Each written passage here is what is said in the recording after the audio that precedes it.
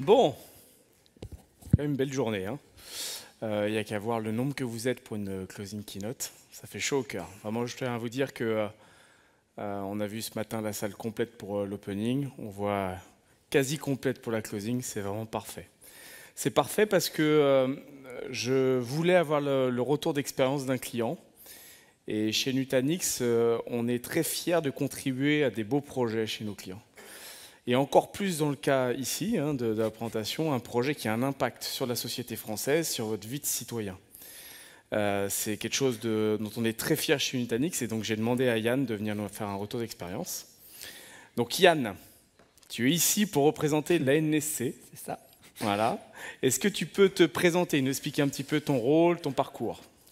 Bien, bonjour à tous. Merci à Nutanix de m'inviter, de me permettre de partager ce retour d'expérience. Donc, je vais me présenter. Donc, Yann Pascal, je suis à la NSC. J'ai passé, dans mon parcours, il est très simple. J'ai passé 21 années à la DSI de la Brigade des sapeurs-pompiers de Paris, où j'ai essentiellement participé à la construction de systèmes d'information critiques, mais aussi des plateformes d'interconnexion réseau et participé à différents déploiements de réseaux de télécommunications. Au moment de la création de l'agence, j'ai décidé d'intégrer celle-ci. Et à ce jour, je suis en charge des infrastructures, donc qu'elles soient celles qui sont déployées dans le cloud public ou en on-premise. Et dans ce cadre, de la définition des architectures, de l'urbanisation, du déploiement du système d'information, des systèmes d'information, dont l'ANSC est responsable aujourd'hui. Et l'ensemble de ces systèmes d'information sont essentiellement à disposition et dans une vision de l'écosystème de la sécurité civile et particulièrement des services d'incendie et de secours. Un beau parcours qui t'a amené à la NSC en charge d'architectures qui, on l'imagine déjà dans le nom de l'agence, doivent être fiables et hautement disponibles. Alors, est-ce que tu peux nous décrire un peu en détail la mission de la NSC ? Donc la NSC, l'Agence du numérique de la sécurité civile, c'est un établissement public administratif de l'État qui est au sein du ministère de l'Intérieur et il est placé sous tutelle de la Direction générale de la sécurité civile qui nous passe commande pour la création de systèmes d'information. Cette agence a été créée le 8 octobre 2018 par un décret. Et elle est en charge donc, de la conception, du déploiement, du maintien en condition opérationnelle de différents systèmes. L'ensemble de ces systèmes concourent au traitement, essentiellement au traitement des appels d'urgence, ou tout l'écosystème autour des appels d'urgence. Donc le 18, le 112 et autres pour certains systèmes, mais aussi à la gestion opérationnelle des services d'incendie et de secours. L'agence, au-delà de ces systèmes-là, en fait, on a deux gros programmes. Le premier programme, c'est il nous a été demandé de développer et de mettre en place une plateforme qui met en place et qui doit faire fonctionner le système AML. Donc l'AML, c'est la géolocalisation des appels d'urgence. Donc c'est un dispositif qui permet de pouvoir Guillaume, si tu appelles demain le 18, le 112 ou tout autre numéro d'urgence, de pouvoir te géolocaliser, donc si tu fais cet appel à travers ton mobile, et de te géolocaliser à peu près sur un environnement de 5 mètres, une précision de 5 mètres. Et cette plateforme permet de repartager ces données-là aux différents systèmes d'information des forces qui vont concourir à venir t'aider. Donc aujourd'hui, l'AML, c'est une plateforme qui fonctionne en prod depuis 3 ou 4 ans et on traite à peu près entre 500 000 et 600 000 SMS jour. Donc c'est une plateforme qui, on peut le dire aujourd'hui, permet de sauver des vies. Donc ça, c'est un système qui est en production et qu'on maintient. La NSC a été en charge aussi et surtout de créer le projet et de porter le programme Nexis 1812. Nexis 1812, c'est le système d'information unifié pour tous les sapeurs-pompiers dans le cadre de l'avancement et du déploiement demain dans ces départements. Et ce, sur l'ensemble du territoire national, les DOM et certains TOM. En gros, en 5 ans, et après 5 ans d'existence, la NSC aujourd'hui se constitue d'environ une vingtaine de collaborateurs entre le pôle administratif technique, mais aussi d'une centaine de personnes en tout qui concourent et qui nous accompagnent pour la construction des systèmes d'information. Donc, on ne le souhaite à personne, mais on est potentiellement tous utilisateurs et clients de la NSC. Donc tu mentionnes le projet Nexis. On comprend qu'ici, c'est donc ce qui encadre une mission très précise. Est-ce que tu peux nous expliquer sur cette application, sur ce programme assez critique, quel est le contexte de sa création? Je crois qu'il est assez atypique par rapport à ce qu'a vécu le pays. Oui, bah c'est bien ça. Donc, Nexis, en fait, c'est au lendemain des attentats de 2015, donc, qui ont secoué la France, un constat a été fait qu'il était difficile pour les autorités de pouvoir gérer les crises multidépartementales. Et c'était essentiellement lié à cause du cloisonnement des systèmes d'information de chaque département, de chaque service départemental d'incendie et de secours, mais aussi de par la départementalisation du traitement des appels d'urgence. Donc Nexis est donc né du besoin d'offrir un système d'information unique à tous les services départementaux d'incendie et de secours. Et donc l'objectif de ce dernier, c'est de faciliter la gestion de crises multidépartementales, comme on a vu juste avant, mais aussi de mettre en place des mécanismes d'entraide entre les SDIS, d'interopérabilité avec les autres forces, police, gendarmerie, SAMU, par exemple, et de faciliter la création d'indicateurs opérationnels au niveau national, de par la facilité, puisque toutes les données seront centralisées dans un seul et même système.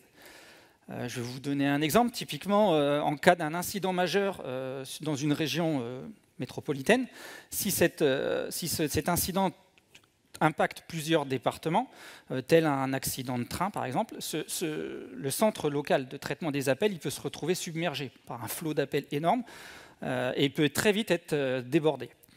Une des forces du programme Nexis, c'est de favoriser la mise en place très rapide d'un mécanisme d'entraide qui permettra de rediriger automatiquement les appels vers un autre centre d'appel. Donc ça passe par un paradigme qui est aujourd'hui les centres d'appel subissent la téléphonie. Demain, c'est l'application qui prend le lead et du coup, c'est l'application qui dominera la téléphonie. Donc ça, c'est les contextes Nexis. Donc vous le comprenez, c'est un programme qui nécessite une personnalisation métier importante. Et pour cela, Nexis étant une galaxie d'applications, donc de produits, l'idée c'est que les responsables de ces produits, ce soient des sapeurs-pompiers. Donc on se tient à l'adage qui a été tiré de pourquoi on a créé l'agence. L'objectif, c'est bien de maintenir un postulat fort que Nexis est un système d'information fait pour les pompiers, mais surtout réalisé par les pompiers. On parlait ce matin de satisfaction utilisateur. Je pense que là, tu es en contact direct avec eux. Un petit peu. Donc, il est clair que ce sont des sujets critiques pour la société. Je pense que là, personne ne peut le remettre en doute. Avec un impact fort sur la population française. Comment une solution comme Nutanix vous t'aide dans la mise en place de ce programme? On avait fait le choix de certains modèles d'architecture, mais comme on est parti d'une feuille blanche, on voulait partir du postulat que l'écosystème global soit facile à déployer, qu'il soit résilient forcément et gérable à la fois localement, parce qu'on se doit de déployer des briques d'infrastructures dans les départements, mais aussi dans une approche et chez un hébergement cloud public. Et l'idée de pouvoir gérer toute cette infrastructure, c'est qu'elle soit gérée de manière centralisée.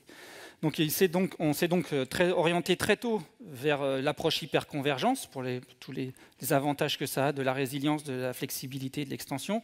Mais aussi, l'idée aussi, c'était pouvoir se baser sur des éléments d'infrastructure banalisés. Enfin, le déploiement, aujourd'hui Nexis est toujours en cours, on a commencé, on a pas mal déjà de départements qui sont équipés, mais il faut bien comprendre qu'à terme, nous aurons environ 100 infrastructures qui sont déployées dans les départements, sachant qu'un département, c'est 2 clusters Nutanix. Donc ça fait beaucoup d'infrastructures qu'on appelle nous pivots ou locales à gérer. Donc l'avantage de Nutanix, c'est qu'en proposant une console qui permet de mettre à jour d'une vision centralisée l'ensemble de notre infrastructure, et ce, pour le coup, d'un simple clic, c'est la promesse. Nutanix simplifie considérablement notre démarche aujourd'hui, d'autant qu'on a quand même beaucoup de processus à travers cette plateforme qui sont automatisés, donc c'est quand même quelque chose qui est vraiment un vrai quick win pour nous. En plus, on s'appuie sur la résilience et on s'appuie sur la capacité de mettre en place des mécanismes de sécurisation, donc 2 critères essentiels pour la construction du système Nexis. Enfin, je souhaite souligner en fait, que l'accompagnement qui nous a été apporté depuis le lancement, même dans le cadre des réflexions autour des modèles d'architecture apportés par Nutanix, pour ces approches-là, mais aussi dans le cadre du cycle de vie du produit, parce que ça fait un petit moment quand même qu'on a déjà lancé le programme. Et ça, c'est quelque chose d'important pour nous, avec la qualité du support. Donc, Nutanix répond aux enjeux d'innovation et met à disposition les environnements, mais dans la phase de déploiement, comment tu vas administrer plus de 100 sites? On a, comme on le disait juste avant, on a deux critères principaux qui ont guidé nos choix, la résilience, la facilité d'administration. Donc dès le départ, dans nos modèles de construction, on a fait le choix d'avoir une approche de déploiement et de construction de l'infrastructure qu'on considère comme un produit, au même titre qu'une application ou un écosystème d'applications. On a fait le choix de construire ces infrastructures-là as code, avec une chaîne de mise en place d'une usine numérique et dont on est dans les modèles de pipeline, CI, CD et autres. Aujourd'hui, on ne fait pas de clic, on ne fait aucun clic sur les interfaces. Par contre, on consomme énormément les API. Donc c'est pour ça aussi qu'on avait fait le choix de Nutanix, pour avoir tout cet écosystème APIisé qui nous permet, avec des modèles de composants et de déploiement as code, de pouvoir piloter tous nos clusters, piloter toutes les applications qu'on déploie dans ces clusters, provisioning de VM, déployer le conteneur, parce qu'on déploie des clusters NKE dans chaque département, ou alors tout simplement mettre à jour un pilote avec un minimum d'efforts. Lorsqu'on a choisi la solution Nutanix, nous avions arrêté certains modèles, comme je vous l'ai dit, dont il y a un choix fort qu'on a fait, c'est que tout est conteneurisé aujourd'hui, tout composant applicatif est conteneurisé. Donc, au-delà de ça, comme on est parti d'une feuille blanche, on ne voulait pas se bloquer en optant pour une solution qui serait limitée, par exemple, à juste offrir un cluster Kubernetes, par exemple, ou un environnement uniquement pour faire du IaaS. Donc l'idée, c'était de pouvoir aussi, dans nos modèles demain, de pouvoir utiliser des composants différents, du stockage, partage de fichiers et autres. Donc cette boîte à outils qui était nécessaire pour nous est un vrai vecteur d'accélération et nous permettre de ne pas nous limiter dans les objectifs d'évolution du système, sachant qu'on a déjà déployé quand même pas mal de départements. Donc en gros, Nutanix aujourd'hui propose toutes ces options, cette flexibilité, et ça nous permet donc de nous ouvrir le champ des possibles en termes de modèles d'architecture. Pour le déploiement, on a déjà déployé quand même presque une vingtaine de départements, on continue. L'idée, en fait, on a travaillé avec notre partenaire CFI pour pouvoir rationaliser ces configurations de manière à les industrialiser, à limiter le risque de problématiques de configuration lorsqu'on déploie dans les départements les composants d'infrastructure et donc les clusters Nutanix. Et pour le coup, on s'appuie fortement sur notre partenaire pour pouvoir faire ce travail-là. Donc, concrètement, quels sont les bénéfices majeurs que tu as pu constater de la part de l'offre de Nutanix sur le déploiement du programme? Plusieurs bénéfices, mais principalement aujourd'hui, ce qui nous paraît le plus visible, c'est la simplicité d'exploitation. On a une rotation quand même assez importante des éléments au sein des équipes techniques. Donc à chaque fois, les personnes qui intègrent les équipes doivent tout de suite être opérationnelles ou le plus vite possible être opérationnelles après la phase d'onboarding sur l'utilisation de l'ensemble de l'écosystème qui nous permet de créer, déployer, maintenir les infrastructures. Donc ça, c'était une vraie plus-value, c'est-à-dire qu'il y a très peu de difficultés aujourd'hui pour intégrer, prendre en main les outils Nutanix pour pouvoir mettre à minima déjà être tout de suite opérationnel dans les premières tâches d'exploitation, de construction. Comme je vous l'expliquais, la NSC, c'est une petite entité, on n'est pas beaucoup. Donc les gains en administration, en facilité, ça nous permet de maintenir, d'avancer, de construire le système sans ralentir nos objectifs et du coup en limitant le besoin de ressources supplémentaires dans l'équipe, qui pour le coup est quelque chose d'assez difficile dans les entités publiques d'avoir des équipes de faire grossir rapidement les équipes. Donc voilà. Donc par ailleurs, la richesse fonctionnelle de la plateforme, comme on l'a décrit juste un peu avant, nous permet aussi de communiquer quand on fait des postulats ou des ateliers de recrutement, de communiquer sur le fait qu'on a un écosystème complet, assez à la pointe de la technologie. Et donc on essaye de mettre en place ces arguments-là pour essayer de pouvoir recruter des ressources au sein de l'équipe. La fameuse attractivité des talents. C'est ça. Donc déjà, je veux te remercier d'avoir partagé avec nous les contours de ce projet. Je pense qu'on est tous d'accord pour dire que c'est un projet captivant. J'ai même eu du mal des fois à cantonner les équipes tellement elles étaient motivées à passer du temps à la construction et à l'encadrement du projet pendant plusieurs mois, longs mois de conception de la plateforme. Donc pour conclure, donc on a dit que c'était un projet qui allait se déployer dans le temps. On parle de 2026, 2028 à la cible. J'imagine qu'il y a des évolutions possibles et prévues sur la plateforme. Est-ce que tu peux nous les partager avec nous? Cette plateforme, de par son approche élastique, elle ne nous limite pas dans nos modèles de conception. Aujourd'hui, on continue, on commence à essayer d'être en proactivité par rapport à de futures évolutions au-delà du contenu applicatif, de pouvoir mettre tout un écosystème de services autour de Nexis. Et on pense demain peut-être travailler sur la mise à disposition de bases de données et de déploiement de bases de données, donc dans une approche des B as a service, toujours pour accélérer la mise à disposition des composants. Il y a un autre vecteur qui est important pour nous, c'est les échanges, la qualité de la réactivité du support, parce qu'aujourd'hui, on a quand même des infrastructures qui sont assez critiques. Donc, il n'y a pas de différence de SLA entre ce qu'on déploie dans le cloud ou ce qu'on déploie on-prem dans les infrastructures des départements, parce que ces infrastructures hébergent des composants techniques très sensibles, comme les PABX, enfin les IPBX, pardon, pour la gestion des communications d'urgence. Donc, la réactivité du support, c'est important. Donc, on va essayer de continuer à consolider ce partenariat-là.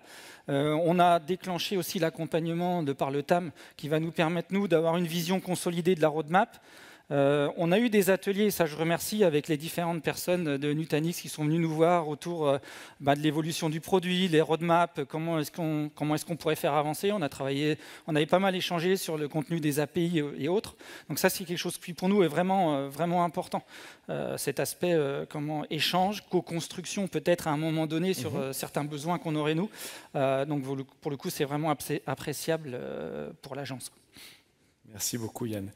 Donc, merci pour ce témoignage très complet. Je suis sûr que vous avez tous des histoires particulières si vous êtes déjà client Nutanix. Vous le serez, si vous êtes là, vous le serez dans quelques temps, pour ceux qui ne le sont pas encore. Donc n'hésitez pas à revenir vers nous, vers vos commerciaux, vos équipes techniques, pour venir partager ces expériences. On voit ici un projet captivant qui a un impact sur la société française. On n'est pas obligé d'aller jusque-là pour venir témoigner. Il y a aussi des très beaux projets. J'ai partagé beaucoup de temps avec des clients et des journalistes ce midi qui avaient chacun des histoires toutes particulières dans l'utilisation qu'ils faisaient de Nutanix. On sent un sentiment de fierté de ceux qui viennent en témoigner. Nous, on est très fiers d'avoir des clients comme la NSC. Et c'est ce qui nous motive au quotidien à faire ce métier-là aussi. Donc merci beaucoup Yann. Merci à tous. Merci.